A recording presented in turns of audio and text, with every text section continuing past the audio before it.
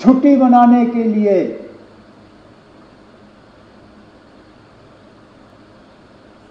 और इस छुट्टी का जिंदगी भर अब हमें खमियाजा भुगतना पड़ेगा।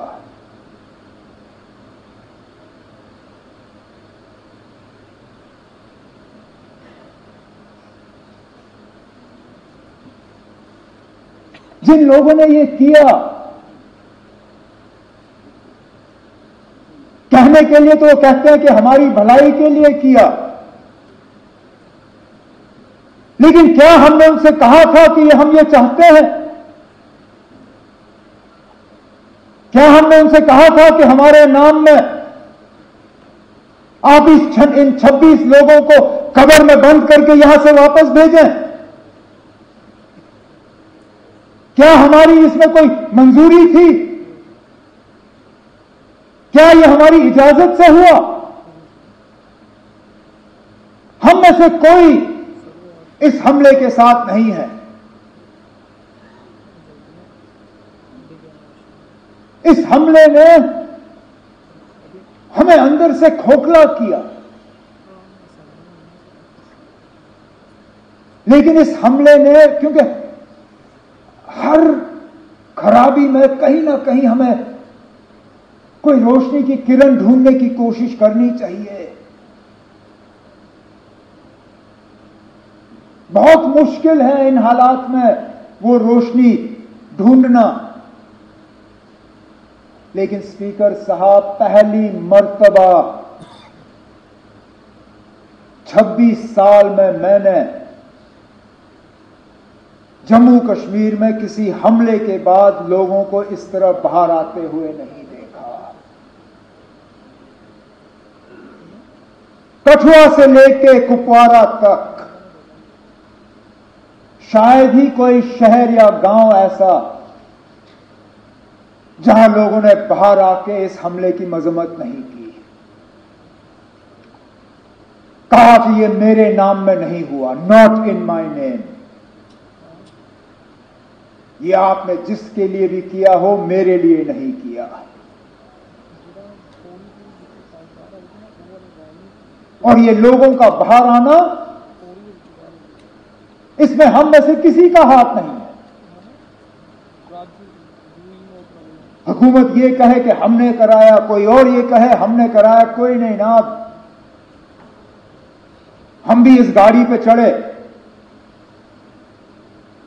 हमने इस गाड़ी पर सवारी की, लेकिन गाड़ी चलाई हमने नहीं। ये लोगों ने खुद गाड़ी बना के इस पर सवार होके जुलूस निकाले, नारे दिए, बैनर बनाए, मोमबत्तियां जलाई, ये कहने के लिए कि हम इस हमले के साथ नहीं हैं।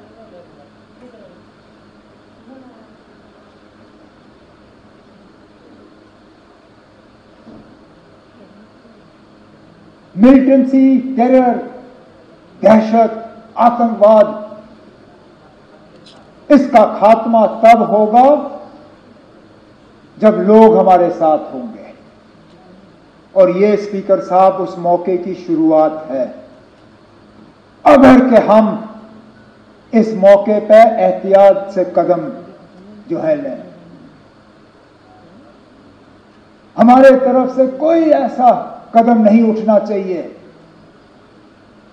जिससे कि हम लोगों को अपने से दूर करें। कोई हमारे तरफ से ऐसी बात नहीं होनी चाहिए या कोई एक्शन हमारे तरफ से जिससे ये जो अपने आप में पैदा हुआ इसको कहीं जख्म पहुंचे। क्योंकि सही कहा सजाद ने, हम बंदूक के जरिए मिलिटेंसी को कंट्रोल कर सकते हैं, उसको खत्म नहीं कर सकते। खत्म तब होगा जब लोग हमारे साथ होंगे, और आज लगता है कि लोग अब वहां तक पहुंच रहे हैं। स्पीकर साहब, मस्जिदों में जुमा नमाज से पहले 2-2 मिनट की खामोशी इख्तियार की गई। जामा मस्जिद श्रीनगर, ये शायद बाकी मुल्क में लोग इतना इस चीज को समझेंगे नहीं। आप और मैं समझते हैं ना। हम समझते हैं किसी हमले के बाद उस मस्जिद में 2 मिनट की खामोशी का मतलब क्या है।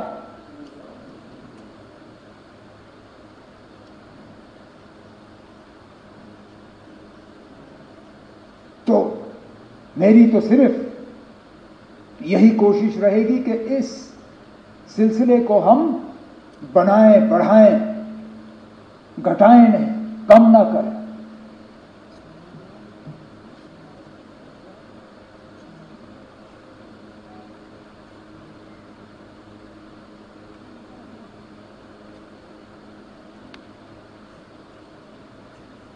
आफतनार के उस नौजवान आदिल के बारे में क्या कहें। अरे ना, जान की परवाह सबको होती है, लेकिन अपनी जान की फिक्र ना करते हुए टूरिस्टों को, अपने मेहमानों को बचाने के लिए वो अपनी जान की कुर्बानी दे गया। भागता तो कौन उसको कुछ कहता।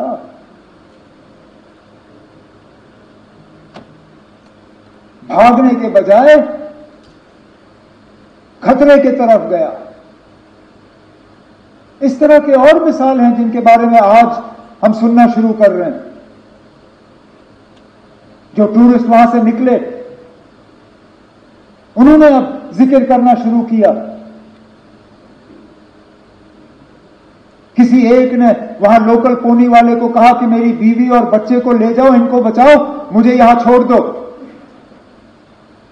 उसने कहा, मैं ना आपकी बीवी को कुछ होने दूंगा, ना आपके बच्चे को कुछ होने दूंगा, ना आपको कुछ होने दूंगा। इनको कुछ होने से पहले इनको मेरे ऊपर से गुजरना होगा। और छुपा के उनको सलामत रखा।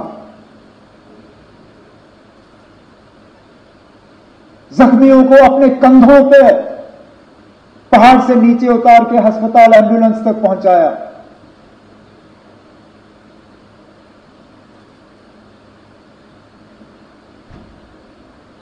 और उसके बाद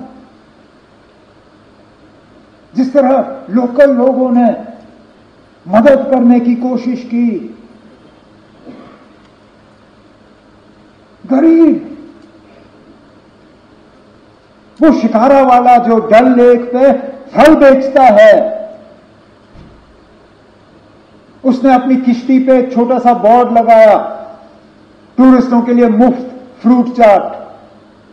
अरे ना, वो दिन के 200-300 रुपए कमाने वाला,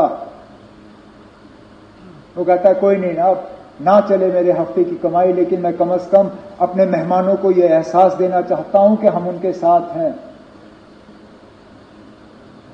वो 3 व्हीलर वाला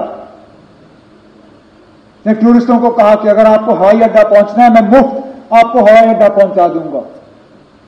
इसी तरह की टैक्सी वाले, होटल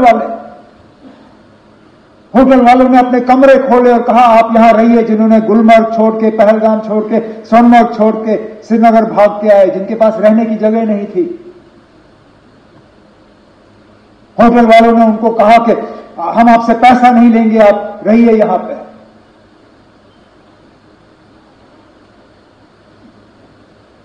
मैं सलाम करता हूं। यही है हमारी मेहमान नवाजी। उसके साथ साथ उनका शुक्रिया करता हूं कि उन्होंने ये किया। जम्मू कश्मीर के बाहर हमारे कुछ स्टूडेंट्स, हमारे कुछ रहने वालों को कुछ जगहों पे तकलीफ हुई, उससे कौन इनकार कर सकता है। लेकिन मैं उसके साथ साथ उन तमाम रियासती हुकूमतों का शुक्रगुजार हूं जिन्होंने मौके पर तहकीकात करके हालात को काबू में लाने में अपना रोल अदा किया। मैं अपने मिनिस्टर कुलीग्स का शुक्रिया करता हूं जिन्होंने बिल्कुल कम नोटिस पे जगह जगह गए, कोई शिमला, कोई लखनऊ, कोई देहरादून, कोई बंबई, कोई चंडीगढ़। वहां की हुकूमतों का मैं शुक्रिया करूंगा कि इनसे मिलने के बाद इन्होंने मीटिंगें ऑर्गेनाइज की। हम अपने तरफ से एक सिस्टम जो है वो तैयार करना चाहते हैं, सोशल मीडिया और व्हाट्सएप वगैरह का इस्तेमाल करते हुए, ताकि एक नोडल पॉइंट हमें मिले। हम तो चाहेंगे कि इस तरह के हालात ना हो, लेकिन इक्का दुक्का अगर कहीं हो जाए तो बच्चों के पास, बच्चियों के पास, दूसरों के पास एक जगह होनी चाहिए जहां पे वो इन चीजों को दर्ज कर सकें। उसके लिए हम तैयारी कर रहे हैं।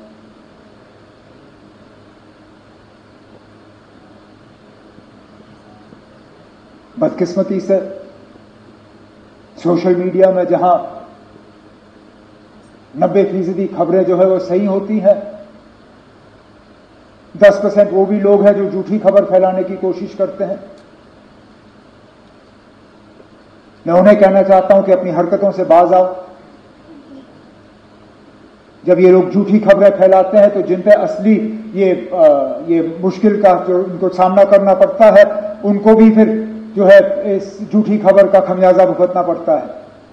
तो हम इन झूठी खबरों को बर्दाश्त नहीं करेंगे, ये मैं उनको वार्न करना चाहता हूं।